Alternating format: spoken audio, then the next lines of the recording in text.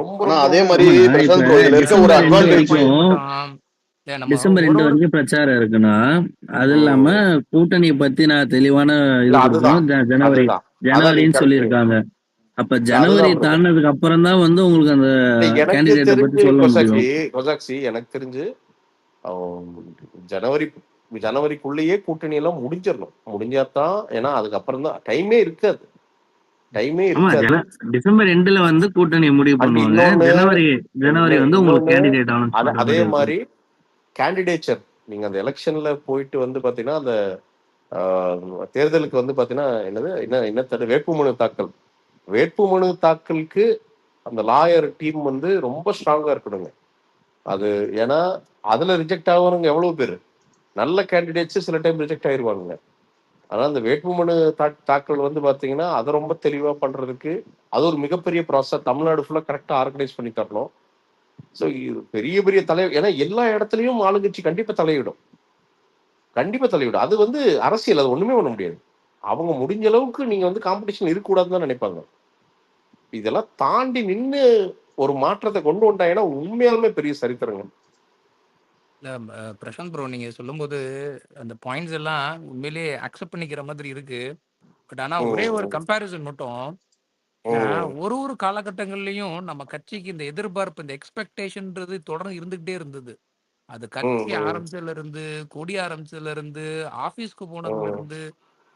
So அந்த அந்தந்த காலகட்டத்துக்கான நம்ம கேள்விகள் வந்து நம்ம கிட்ட எழுந்துகிட்டே இருந்தது. ஆனா அதுக்கான விடையும் நம்மளுக்கு ஒரு ஒரு ஸ்டேஜ்லயும் கிடைச்சிடுச்சு. உண்மைதான். ஸோ அந்த அந்த ஏன்னா நம்ம கட்சியை இதுலேருந்தே நமக்கு ஒரு கான்ஃபிடன்ஸ் கிடைக்குது. அவங்க கரெக்டான டைரக்ஷன்ல போறாங்க. என்கிட்ட ஒரு கேள்வி எழுதுறது எவ்வளவு முக்கியமோ அதுக்கான பதில் கிடைக்கிறது எனக்கு முக்கியம் இல்லையா? ஏன்னா அதுக்கு எனக்கு பதில் கிடைக்கும் போது நான் என் தலைவரை நம்புறேன், என் கட்சியை நம்புறேன். இவங்க கரெக்டான டைரக்ஷன்ல போறாங்கடா அப்படின்ட்டு. ஒரு சில பாயிண்ட்ஸ் மட்டும் இன்னைக்கு நான் அந்த மாநாட்டுல இருந்து பார்த்ததுல எனக்கு எனக்கு என்னமோ இன்னைக்கு இது வந்து ஒரு ஒரு மக்கள் சந்திப்பு. அதுக்கு ரொம்ப ஒரு பொருத்தமான வார்த்தையா இருக்கும். ஏன்னா ஒரு ஒரு டிவியில உட்காந்து பாக்குற நமக்கு அவ்வளோ ஒரு எமோஷனலுங்க. நீங்க அந்த அந்த பேசுனது அதெல்லாம் வேற வேற எலிவேஷன். பட் ஆனா என்னால எமோஷனலா நிறைய விஷயங்கள் பார்க்க முடிஞ்சது. அதுலயும் குறிப்பா அந்த ஒரு பையன் ஒரு பிளாஸ்டிக் பையில ஒரு ஆப்பிள் பழத்தையும் ஆரஞ்சு பழத்தையும் வாங்கிட்டு ஓடுவான். அப்படியாவது அண்ணன்ட்ட கொடுத்துடணும்டா. அந்த பஸ் வேகமா போயிடும். அண்ணன் முன்னாடி பஸ்ஸுக்கு முன்னாடி பாத்துக்கிட்டு இருப்பாப்புல, கை கட்டிட்டு இருப்பாப்புல. அந்த பையன் சைடுல ஓடியாருவாப்புல. அந்த ஓடியாந்து அந்த பழத்தை அவன் அண்ணன் கையில பூக்கடையில ஒரு தாத்தா, அவருக்கு வந்து என்னன்னா பூ நிறைய வச்சிருக்காரு, மாலை போட்டு வச்சிருக்காரு. சரிங்களா? பெரிய மாலை எடுத்து போட்டா இன்னைக்கு வியாபாரம் போயிட்டு, ஆனா மாலையும் போட்டாகணும். என்ன பண்றாரு, ஒரு சைஸா ஒரு மாலை எடுத்து வெயிட் பண்ணி கொடுக்குற. அப்படி ஒரு என்ன பாருங்க, என்ன மேட்டர்னா பெரிய மாலை நாளை தொங்கிட்டு இருக்காரு. அந்த பெரிய மாலை விஜய்க்கு போட்டா அங்க வியாபாரம் பாதிச்சு போயிடும். புரியுதுங்களா? ஆனா அவருக்கு ஏதோ ஒண்ணு கொடுக்கணும், ஏதோ ஒண்ணு விஜய்க்கு கொடுக்கணும். என்ன கொடுக்கறது, எனக்கு மாலை தவிர கொடுக்கறதுக்கு ஒண்ணும் இல்ல. அப்போ அதுக்குன்னே செஞ்சு வச்சிருப்பாரு போல. சின்னதா ஒண்ணு, சீரியஸா ஒண்ணு செஞ்சு வச்சிரு. அதை விஜய் வாங்க, அப்படி வாங்கி கழுத்துல போட்டாரோ போட்டுட்டு ஏதோ சொல்லிட்டு அதுக்கப்புறம் இது பண்ணாரு. அந்த பிரச்சார வாகனத்துல ஒரு இடத்துல பாத்தீங்கன்னா இது ஒரு 20 செகண்ட் நடந்திருக்கும். இதெல்லாம் வந்துங்க, நீங்க என்ன காசு கொடு, என்ன வெத்தலை பாக்கு, என்ன சுடிதார் கொடு, என்ன மொமெண்ட்ஸ் எல்லாம் கான் பி பாட். இந்த மொமெண்ட்ஸ் எல்லாம் அமையறதெல்லாம் வந்துட்டு நீ காசு கொடுத்து ஒரு ஹீரோவை உருவாக்குனாலும் நடக்காது. இல்ல விஜய்க்கு வந்து இப்ப விஜய் அண்ணனுக்கு வந்து இப்போ என்ன மிகப்பெரிய உள்ள ஒண்ணு எனர்ஜி நிக்கும்னா, டேய் இவ்வளவு நம்புறானுடா அவனுங்க. அப்ப இவங்கள ஒரு கை பாத்துருவோம்டா. உங்களுக்கு புரியுதுங்களா? நீங்க என்னைக்குமே அந்த நேரடி மக்கள் சந்திப்புங்கிறது அந்த எனர்ஜி டிரான்ஸ்பர் தாங்க. அது போன வாரம் பண்ணதுக்கு இன்னைக்கு உங்களுக்கு வித்தியாசம் தெரியுது இல்ல ப்ரோ? பாத்தீங்களா? இன்னைக்கு திருவாரூர் அண்ணன் வந்து டைரக்டா இவங்களோட கூட இருந்த அங்க இருந்த தொண்டர்கிட்ட அந்த கான்வர்சேஷன் மாதிரி கொண்டு போக ஆரம்பிச்சிட்டாரு. சும்மா அவர் மட்டும் பேசிட்டு போவாம, ஏன்பா அது இருக்கா நண்பா, அது இருக்கா பாருங்க. ஐயா கலைஞரும் ஐயா எம்ஜிஆர் இருந்தப்போ கலைஞரை தாண்டி ஒருத்தன் பேச்சால இல்லவே இல்லைங்க. ஆனா எம்ஜிஆர் சும்மா ஃபன் தான் பண்ணுவாரு. அவருதான் பொன்மன செம்மல் ஆனாரு. அதுக்கு நான் கலைஞரைய மோசம் சொல்லல, பட் அவரை தாண்டி போனார் எம்ஜிஆர். என்னங்க, சோ என்னன்னா he was able to connect to people, that's all. அவருக்கு வந்து பயங்கரமா எதுகை முனையா பேச தெரியாது எம்ஜிஆருக்கு. ஆனா செமைய மக்களோட கனெக்ட் பண்ணி பேச தெரியும் அவருக்கு. ரத்தத்தின் ரத்தங்களேங்குவாரு. அந்த ரத்தத்தின் ரத்தங்களே இன்னைக்கு வரைக்கும் இருக்குது அது. அதனாலதான் வேலாயுதம்ல அந்த சாங்கும் வச்சிரும் போதே சொல்லியிருப்பாரு. அந்த அதன் இதுதான் வச்சோம்னு சொல்லிட்டு அப்பவே சொல்லியிருப்பாரு. நான் ஐ திங்க் 85ன்னு நினைக்கிறேன். 85ல இருந்த டைம் எம்ஜிஆர் வந்து பாத்தீங்கன்னா அவர் அந்த இது அதான் அடிக்கடி பாத்தீங்கன்னா ஹாஸ்பிட்டல் போறது இது பண்றது. அப்போ வந்து அவர் குரலே போயிடுச்சு ஃபுல்லாவே. அவர் என்ன பேசுறன்றதே பாத்தீங்கன்னா புரியாது. ஆனா 3 வருஷம் பாத்தீங்கன்னா சட்டசபையில அவர் வந்து ஜனங்களே ஏத்துக்கிட்டாங்க. புரியுதுங்களா? அதான் சொல்ல வரேன். அவர் வந்து பாத்தீங்கன்னா அதே சட்டசபையில உட்காந்துட்டு அவரு பேசிட்டு இருப்பாரு, இது பண்ணிட்டு இருப்பாரு. ஜனங்க இவரு வேணாம், இல்ல இது அது இவருக்கு ஹெல்த் இதுவா இருக்கு, வேற ஒரு அந்த இதெல்லாம் கிடையாது. அவர் அப்படித்தான் பார்த்தாங்க எம்ஜிஆர். ஏன்னா கலைஞரே கெஞ்சிட்டு தானே இருந்தாரு அந்த டைம்ல வந்து பாத்தீங்கன்னா எனக்கு வந்து இது பண்ணுங்க, நான் நல்லாட்சி கொடுக்குறேன் அது இதுன்னு சொல்லிட்டு. ப்ரோ அடக்குமுறையில பேசுறது எம்ஜிஆர் ஒண்ணு bro. ஐகான். ஆனா மக்கள் இல்ல இதுல நம்பணும் இன்னொரு bro. பாயிண்ட் நான் ஒரே ஒரு பாயிண்ட் மேக் பண்ணிக்கிறேன். இப்போ ஒரு நிறைய விமர்சனம் வைக்கிற போது சொல்லுவாங்க என்ன விஜய் அவர்கள் எல்லாம் எம்ஜிஆர் ஆயிட முடியுமா அப்படின்னு. ஆனா இப்போ கலைஞரும் இல்ல, அதையும் புரிஞ்சுக்கணும். இது இந்த காலத்தை நீங்க எம்ஜிஆருக்கு இது பண்ணா இன்னைக்கு நீங்க கலைஞர் எல்லாம் கிடையாது. கலைஞர் மேல எவ்வளவு மாற்று கருத்து பல குறைகள் இருந்தாலும் he was a politician. But நீங்க வந்து பண்றது பேர் பாலிடிக்ஸே கிடையாது. இல்ல ரொம்ப விஜய் எம்ஜிஆர் ஆக வேண்டியது இல்ல. விஜயா இருந்தாலே போதும். அது விஜய் எம்ஜிஆர் ஆக வேண்டிய அவசியமே கிடையாதுங்க. நீங்க வந்து அதுக்கான தேவையே கிடையாது. நீ விஜய்க்கான ஒரு கேரக்டர் இருக்குல்ல, அது மாறாம இருந்தாலே போதும். மக்களுக்கு அதுவே ரொம்ப பிடிக்கும். நீங்க வந்து இன்னொருத்தவங்களை வந்து நீங்க எடுத்து இன்ஸ்பிரேஷன் எடுத்துக்க வேண்டிய அவசியமே கிடையாது. சீரியஸா அவசியம் எடுத்து தேவையில்லை. சோ இப்படி இருக்கிற விஜய் தான் மக்களுக்கு பிடிக்குது. இப்படியே இருந்தாருனாவே போதும், அவ்வளவுதான். தேவையான இம்பாக்ட் நடக்குது. அவர் நல்லா பாருங்க, இவ்வளவு பேசினாலுமே பர்சனல் அட்டாக் யாரையுமே பண்றது இல்லையே. சாருன்னு தான் மரியாதையை கூப்பிடுறாரு. ஹிட்டிங் பிலோ த பெல்ட் கிடையாது, எதுவுமே கிடையாது. ஒரு அநாகரிகமா ஒரு வார்த்தை கூட கிடையாது. அங்கிள்ங்கிறத இவனுங்க வேற மாதிரி எடுத்துட்டு ஒரு வாரமா கதறி அவரை கெட்ட வார்த்தையில பேசிக்கிட்டு அந்த கம்பேரிசனே எதுக்காக என்னன்னா, அது மக்களா இது எப்படின்னா அது ஒரு வீட்லயும் பாத்தீங்கன்னா ஜனங்க மனசுல நினைச்சிட்டு இருக்காங்க பாத்தீங்களா? இல்ல இவங்க பேசாத அந்த அம்மையார வந்து மேடைக்கு மேடை இவங்க எல்லாம் இழிவுபடுத்தின விதத்தை பார்க்கும்போது இவங்க எப்படி நமக்கு ஒழுக்கத்தையும் கட்டுக்கோப்பை பத்தி வந்து சொல்றதுக்கு தகுதி அது அவங்க பண்ணலாம். அதனால அது அவங்க பண்ணா வந்து அது வந்து அசெம்பிளிலேயே அபியூஸ் பண்ணலாம், பிசிக்கல் அபியூஸே பண்ணலாம். அதுதான் சமூக நீதி. ஒரு நிமிஷம் 2 பாயிண்ட் மட்டும். அவரு பிரசாந்த் அண்ணன் சொன்ன மாதிரி ஒரு 10 வேட்பாளர்களை வந்து இது பண்ணலான்ற மாதிரி அவர் சொன்னாரு. அந்த பாயிண்ட் வந்து வேலிடா இருக்கு. எதனாலனா நம்ம வந்து மூவ் ஆன் ஆக ஆரம்பிச்சிட்டோங்கிறது வந்து நம்ம கூட கூட்டணியில வைக்கலாமா வேணாமான்னு யோசிக்கிறவங்களுக்கு ஒரு இது இருக்கும். சரி இவங்க மூவ் ஆன் ஆக ஆரம்பிச்சிட்டாங்க, நம்ம வந்து சரி டக்குன்னு நம்ம அலைன்ஸ் பண்ணுவோம், அலைன்ஸ் வைப்போம் அப்படின்ற மாதிரி யோசிப்பாங்க. அது ஒண்ணு. 2வது பாயிண்ட் என்னன்னா, நம்ம மாவட்ட செயலாளர்கள் வந்து கிரவுண்ட் லெவல்ல இறங்கி அந்தந்த ஊர்ல இருக்க பிரச்சனை என்னங்கிறத தளபதிட்ட போய் சேர்க்கணும். இன்னுமே வந்து டீப்பா நம்ம போகணும். ஏன்னா அது கனெக்ட் ஆயிடுச்சுனாலே நம்ம வந்து ஈஸியா வந்து மக்கள் மனசை வந்து இடம் பிடிச்சிடலாம். அந்த பாயிண்ட் ஒண்ணு. 3வது வந்து அவர் சொன்னா அப்படி எம்ஜிஆர் ஆகணுங்கிற அவசியம் கிடையாது. கண்டிப்பா அது கிடையவே கிடையாது. ஏன்னா இப்போ வந்து நமக்கு எவ்வளவு சப்போர்ட் இருக்கு, மக்கள்கிட்ட எவ்வளவு சப்போர்ட் இருக்கு எல்லாமே நமக்கு தெரியும், நம்மளை எதிர்க்கிறவங்களுக்கு தெரியும். ஆனா அவங்க அதை அக்செப்ட் பண்ண மாட்டேங்கிறாங்க. அவ்வளவுதான் வித்தியாசம். சோ இதை வந்து இந்த மாதிரியே இல்ல பிரபா, அது காலமா வந்து பாத்தீங்கன்னா இது வந்து நீங்க இந்த மக்கள் சக்தியை வந்து ரெக்கக்னைஸ் பண்ணியே ஆகணும். நீங்க அது வந்து ஆட்டோமேட்டிக்கா நடந்துரும். எம்ஜிஆருக்கு அப்படிதான் இருந்தது. அவர் ஆரம்பிக்கிறப்ப நான் சிரிச்சாங்க, என்ன பண்ணுவாங்க, இவர் என்ன பண்ண போறாரு அப்படின்னாங்க. ஜெயலலிதாவை நடிகைன்னாங்க, நடிகை என்ன பண்ண போறா அப்படின்னாங்க. அப்புறம் ஜெயலலிதா வச்சு அப்படி காலங்காலமா அந்த தலைவர்கள் வந்து வந்துட்டே தான் இருக்காங்க. அவங்களுக்கான இடத்த பிடிச்சிட்டே தான் இருக்காங்க.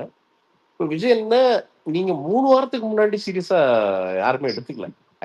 எடுத்துக்காத மாதிரி நடிச்சாங்க. ஒரு பில்டப்ல இருந்தாங்க. இப்போ உள்ள ரொம்பவே புலம்புறாங்க.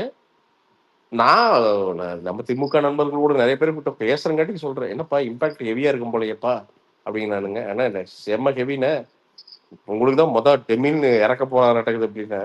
ஆமாப்பா எங்களுக்கு கொஞ்சம் சந்தோஷம் தான் அப்படின்னாரு. ஏன்னா ஆமா இவனுதான் எந்த வேலையும் செய்யறது இல்லையாச்சே, விடு எதையாவது பண்ணிட்டு சத்தியமா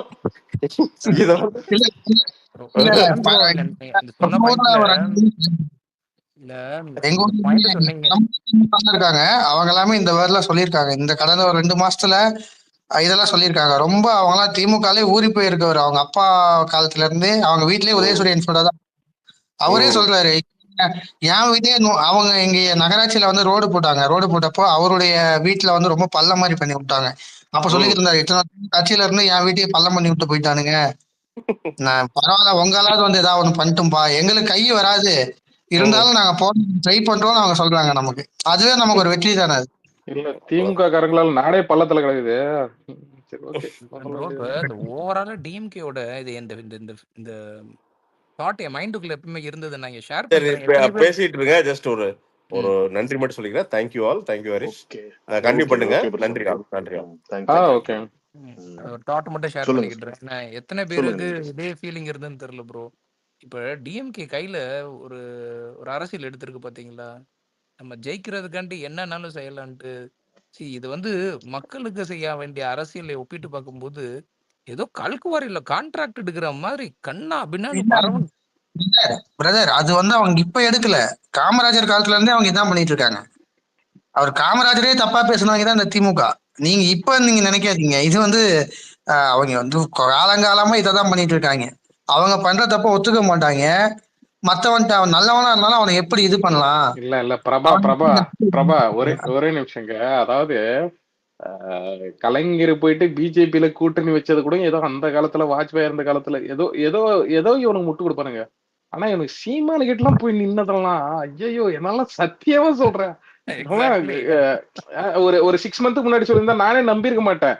ஏய் என்னாலும் திமுக இந்த அளவுக்கு கேவலமாலாம் நினைக்காதீங்க பான்னு. ஆனா அவனுக்கு என்னைக்கு சீமான் கிட்ட போனாங்களோ எனக்குலாம் ஐயோ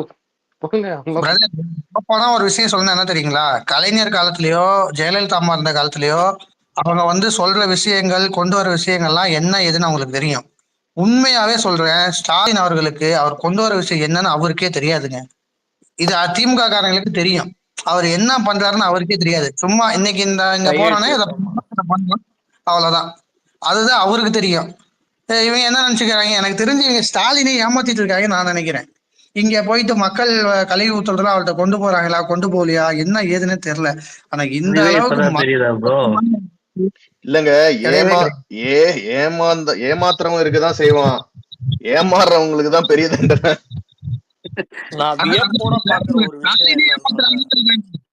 இப்போ ஒரே ஒரு எக்ஸாம்பிள் மட்டும் சொல்லிக்கிறேன்.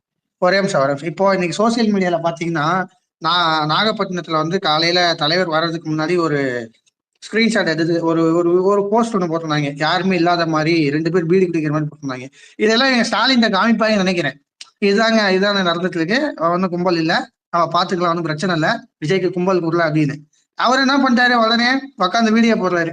நான் வந்து ஜப்பான் போயிட்டு வந்து இவ்வளவு முதலீட்டை வந்து நான் ஈட்டிட்டேன், இது பண்ணிட்டேன், அது பண்ணிட்டேன்னு போடுறாரு.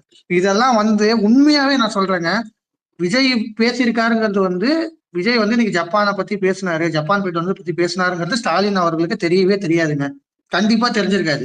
இப்ப ஆனா அவருக்கு தெரிஞ்சிருக்கும், விஜய் பேசியிருப்பாராக்கு, அதனால நம்மள பேச சொல்லியிருக்காங்க தெரிஞ்சிருக்குமா ஒழிஞ்சு அவரை பேசுற டைம்ல ஸ்டாலின் அவர்கள் வெளியிட்ட வீடியோ அந்த டைம்ல வந்து கண்டிப்பா அவருக்கு தெரிஞ்சிருக்காது. இவங்க அது அவ்வளவுலாம் வேணாம். இன்னைக்கு கூடன கூட்டம்னா நம்ம உதயண்ணாக்கு கூட்டின கூட்டம் சொன்னா கூட அவர் நம்புவாரு. புரியுதா? அந்த லெவல்ல தான் இருக்கு. ஒரு நடிகர் உச்சபட்சத்தில் அப்படின்னு சொல்லிட்டு அவங்க நம்ப வைப்பாங்க. இல்லங்க, ஒரே ஒரு சின்ன கருத்து. ஒருவனின் வருகையால வந்து ஜென்ம விரோதிகள், ஜென்ம எதிரிகள்லாம் வந்து சேர வேண்டிய நிலைமை இருந்தா, இப்ப வந்து மோடி ஜெயிக்கிறாருன்னு எப்படி சொல்லலாம்னா, மோடி வருகையானால இவங்க எல்லாம் வந்து இணைஞ்சு யாரெல்லாம் வந்து பேசிக்கவே மாட்டாங்களோ அவங்க எல்லாம் இணைஞ்சு அரசியல் செய்ய ஆரம்பிச்சாங்க. இன்னைக்கு நாம் தமிழரும் திமுகவும் ஒரு கூட்டணியில இருக்கிறாங்க. நாளைக்கு அதிமுகவும் திமுகவுமே நிறைய மறைமுகமான இடங்கள்ல கூட்டணி இருக்கலாம். ஏன்னா அவ்வளோ ஒரு பெரிய டிஸ்ரப்டர் வந்து தளபதி. அவர் வந்து என்னன்னு கேட்டார்ல, இன்னைக்கு ஆர்கானிக்கா வர கூட்டங்களை பார்த்து கேட்டார், என்னம்மா வெறும் என்ன பார்க்க தான் வரீங்களாமே, நீங்கெல்லாம் ஓட்டா மாற மாட்டீங்களான்னா ஒரு சிரிப்பு தான் அது. அது வந்து அண்ணனுக்கு தெரியும், அவருக்கு அந்த வேலிடேஷன் தேவையில்லை. சும்மா இந்த மாதிரி வாடகை வாயெல்லாம் பேசுறாங்கல்ல இந்த விஷயத்த நான் சொல்றேன். எங்க வீட்டுல வந்து பரம்பரையான்னு சொல்லக்கூடாது, அவங்க சொல்ற மாதிரி இருக்கிறதுனால நான் சொல்றேன், வேற வழி இல்ல. எங்க அப்பா வந்து எப்பயுமே காலந்தொட்டு எப்பயுமே எங்க அப்பா வந்து ஏடிஎம்கே, சார் எப்பயுமே இங்க நிறைய எம்ஜிஆர். பேர் அப்படிதான். இங்க நிறைய இருங்க பேர் நான் அப்படிதான். சொல்லி முடிச்சிடறேன். எங்க அப்பாவுக்கு 65 வயசு ஆகுது, எப்பயுமே ஏடிஎம்கே. எங்க அம்மா வந்து டிஎம்கேக்கு போடுவாங்க. எதனால? ஏன்னா காசு தராங்க, கோச்சுக்குவாங்கன்ட்டு போட்டாங்க. இதை வந்து நான் ஓப்பனாவே சொல்றேன். இப்ப என்னன்னா, எங்க அப்பாவும் எங்க அம்மாவும் நாங்க வந்து ஒரு ஷாப் ஒன்று வச்சிருக்கோம். நான் ஒரு நாளைக்கு ஒரு 1000 2000 பேர் வந்துட்டு போவாங்க. சோ அவங்கள்ட்ட எல்லாம் பிரச்சாரம் பண்ணிட்டு இருக்காங்க விஜய் பத்தி. விஜய்க்கு ஓட்டு போடுங்க, விஜய் நல்லா பண்ணுவாருங்க. இவங்க வந்து இது நாள் வரைக்கும் ஏடிஎம்கே டிஎம்கேக்கு ஓட்டு போட்டவங்க, இன்னைக்கு அவங்க வந்து நான் விஜய், எனக்கு விஜய் பிடிக்கும், என் தலைவரை வந்து நான் கரெக்டா அவங்கள்ட்ட சொல்லியிருக்கேங்கன்னா அவங்க வந்து கொண்டு சேர்க்கிறாங்க மக்கள்கிட்ட. பாமர மக்கள்கிட்ட கொண்டு சேர்க்கிறாங்க. நீ விஜய்க்கு ஓட்டு போடுங்க, விஜய் நல்லா இது பண்ணுவாருங்க, இங்க பாருங்க கும்பலை பாருங்க, விஜய்க்கு பாருங்க கும்பலை பாருங்க, எங்க அப்பா கூப்பிட்டு காமிக்கிறாரு, நீங்க நான் கண்ணால பாக்குறேன்.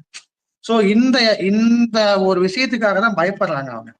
என்னைக்கு வந்து உண்மை மக்களுக்கு தெரிய ஆரம்பிக்குதோ அன்னைக்கு இந்த திமுக காலியாகுது. நீங்க எழுதி வச்சுக்கோங்க. இதே இதே இவங்க சொல்றாங்கல்ல, கொள்கை இல்லாத கூட்டம், அந்த கூட்டம் இந்த கூட்டம் சொல்றாங்கல்ல, இந்த கூட்டத்தால தான் திமுகவோட அழிவு எழுதப்பட போகுது. நீங்க எழுதி வச்சுக்கோங்க. கண்டிப்பா எழுதிடலாம் எல்லாத்தையும்.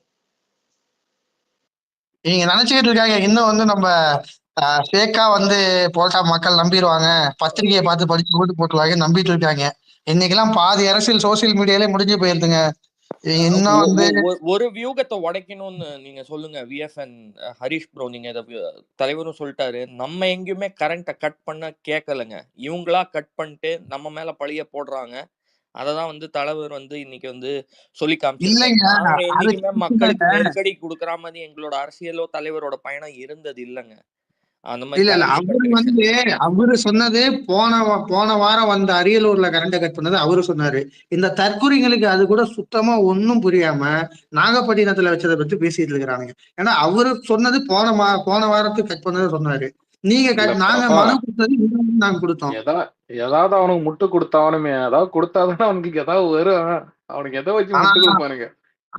உண்மையாவே சொல்றேன், ரொம்ப பாவப்பட்டவங்க வந்து டிஎம்கே ஐடிவிங்க தான். நம்ம பசங்க அடிக்கிற அடி ஒருத்தன் 2 பேரா எவன் அடிக்கிறாங்க, புது ஐடியில வந்து அடிக்கிறானுங்க.